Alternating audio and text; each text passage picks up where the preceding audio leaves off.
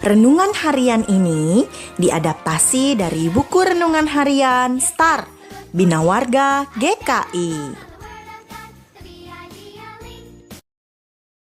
Halo adik-adik, selama masa pandemi ini, banyak orang yang tidak bekerja dan banyak juga yang tidak mendapat upah seperti yang mereka dapatkan biasanya.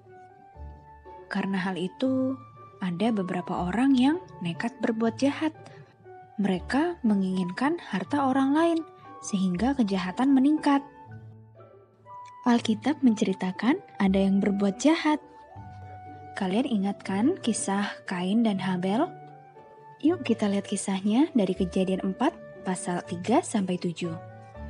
Setelah beberapa waktu lamanya, maka Kain mempersembahkan sebagian dari hasil tanah itu kepada Tuhan sebagai korban persembahan.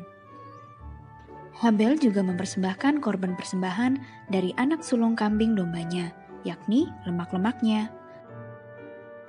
Maka Tuhan mengindahkan Habel dan korban persembahannya itu.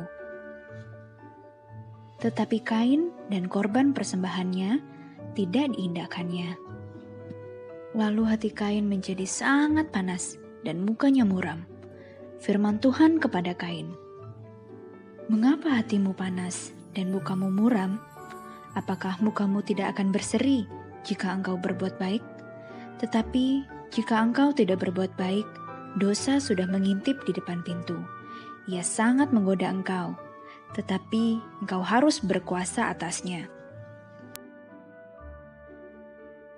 Kain tidak tahan akan iri hatinya, sehingga ia kesal dan akhirnya berbuat jahat, membunuh adik satu-satunya itu. Adik-adik, apakah kalian pernah merasa iri hati?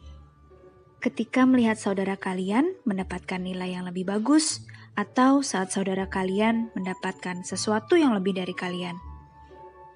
Apakah kalian merasa iri?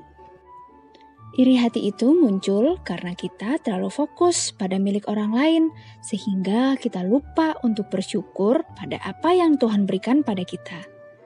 Padahal Tuhan sudah menyiapkan berkat untuk kita, tapi berbeda-beda.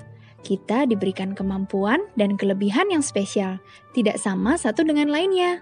Jadi tidak boleh iri lagi ya adik-adik, apalagi iri hati bisa membawa kita kepada kejahatan lainnya, seperti kisah Kain dan Habel tadi. Kita ingat dan syukuri perbuatan ajaib yang dilakukan oleh Tuhan atas hidup kita, dan tidak lagi membandingkannya dengan orang lain. Karena Tuhan sudah rencanakan yang baik bagi kita, jadi kita tidak perlu iri hati lagi dengan orang lain. Yuk kita berdoa. Bapa di sorga, ajarlah kami untuk mengingat bahwa kami adalah ciptaan-Mu yang sungguh sangat baik. Ajar kami untuk terus hidup dekat denganmu, menjauhi rasa iri hati dan kejahatan.